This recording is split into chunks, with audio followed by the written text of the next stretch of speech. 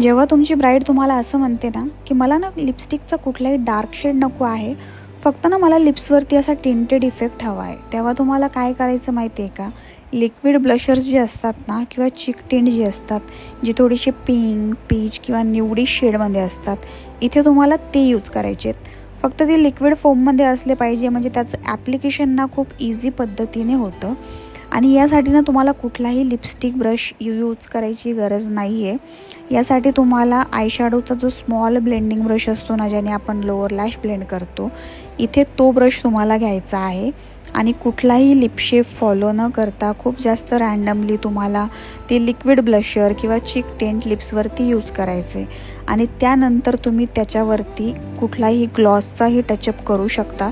फक्त तो ट्रान्सपरंट असला पाहिजे, त्यामध्ये कुठलंही टिंट नसलं पाहिजे, म्हणजे आपला जो शेड आपण यूज केला आहे लिपस्टिकचा, तो डार्कर साईडला नाही जाणार.